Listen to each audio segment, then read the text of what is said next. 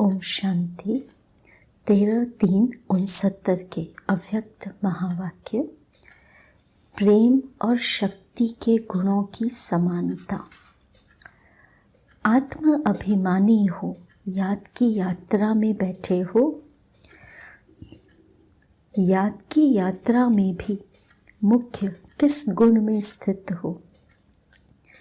याद की यात्रा में होते हुए भी मुख्य किस गुण स्वरूप हो। इस समय आपका मुख्य गुण कौन सा है। सभी ने अपना अपना विचार सुनाया। इस समय तो सभी विशेष प्रेम स्वरूप की स्थिति में हैं, लेकिन प्रेम के साथ साथ वर्तमान समय की परिस्थितियों के प्रमाण जितना ही प्रेम स्वरूप उतना ही शक्ति स्वरूप भी होना चाहिए। देवियों के चित्र देखे हैं। देवियों के चित्र में मुख्य क्या विशेषता होती है। अपने चित्रों को कब ध्यान से देखा नहीं है। जब देवियों के चित्र बनाते हैं, काली के सिवाय बाकी जो भी देवियां हैं, उन्हों के नयन हमेशा गीले दिखाते हैं। प्रेम में जैसे डूबे हुए नयन दिखाते हैं। साथ साथ जो उनका चेहरा आदि बनाते हैं, तो उनकी सूरत से ही शक्ति के संस्कार देखने में आते हैं।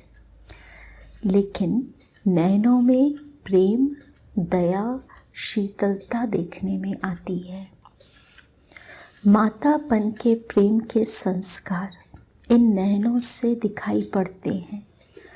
उन्हों के ठहरने का ढंग व सवारी, अस्त्र शस्त्र दिखाते हैं, वह शक्ति रूप प्रकट करता है।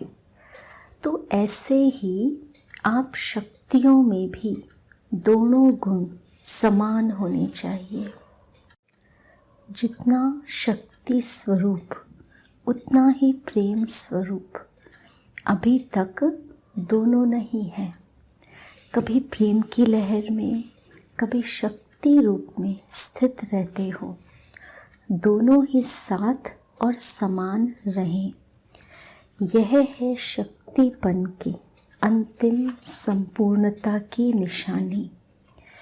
अभी बाप दादा को अपने बच्चों के मस्तक में क्या देखने में आता है।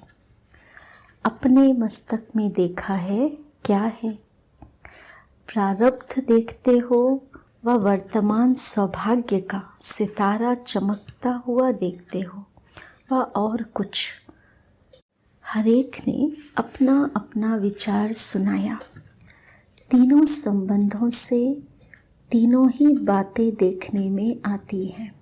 इसलिए आपको त्रिशूल सौगात भेजी थी। तीनों ही सितारे दिखाई दे रहे हैं।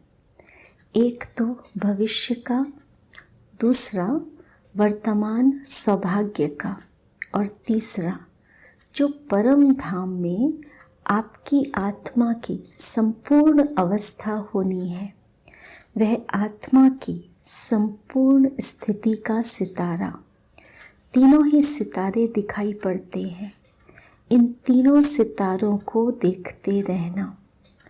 कभी कभी सितारों के बीच बादल आ जाते हैं।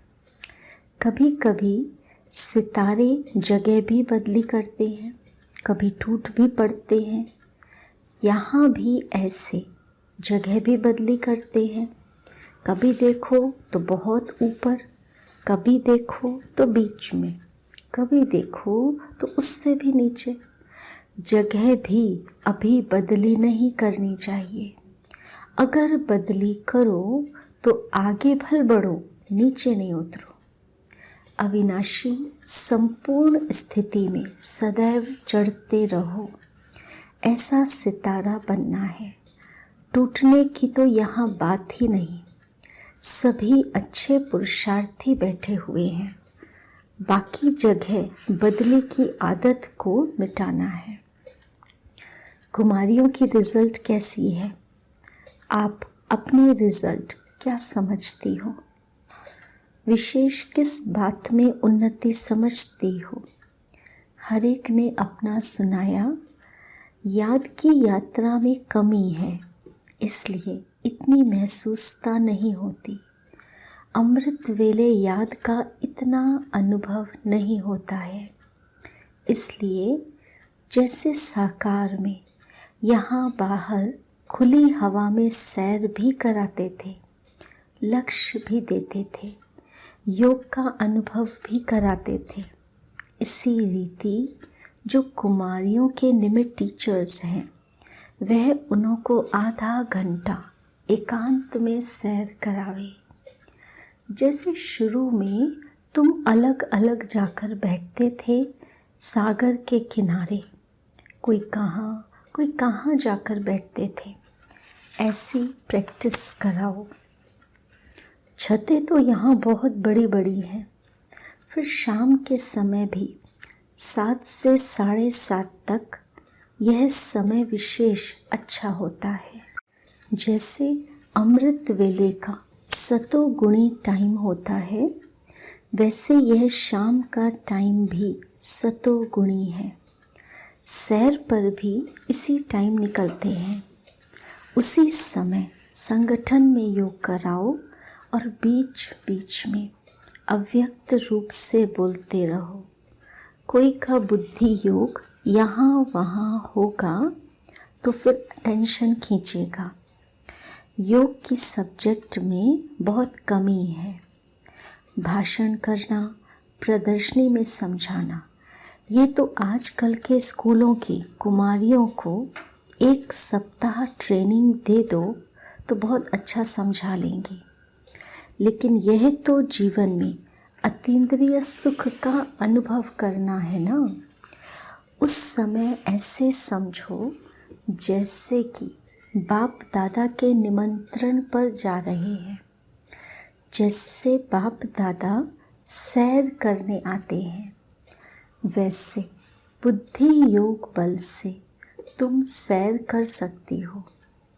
जब याद की यात्रा का अनुभव करेंगे तो अव्यक्त स्थिति का प्रभाव आपके नैनों से चलन में प्रत्यक्ष देखने में आएगा। फिर उन्हों से माला बनवाएंगे। जैसे शुरू में आप खुद माला बनाती थी ना। इस ग्रुप को उमंग उत्साह अच्छा है। बाकी एक बात खास ध्यान में रखनी है कि 1-2 के संस्कारों को जान करके 1-2 के स्नेह में 1-2 से बिल्कुल मिलजुल कर रहना है। जैसे कोई से विशेष स्नेह होता है तो उनसे कितना मिक्स हो जाते हैं, ऐसे ही सभी को 1-2 में मिक्स होना चाहिए। जब कुमारियाँ ऐसा शो करके दिखाएंगी तब फिर और भी कुमारियाँ सर्विस करने के निमित्त बनेंगी, और जो निमित्त बनता है उनको उसका फल भी मिल जाता है। आप शोकेस हो अनेक कुमारियों को उमंग उत्साह और उन्नति में लाने की। जितना ही उमंग से साकार निराकार दोनों ने मिलकर यह प्रोग्राम बनाया है, उतना ही इसका उजूरा दिखाना है।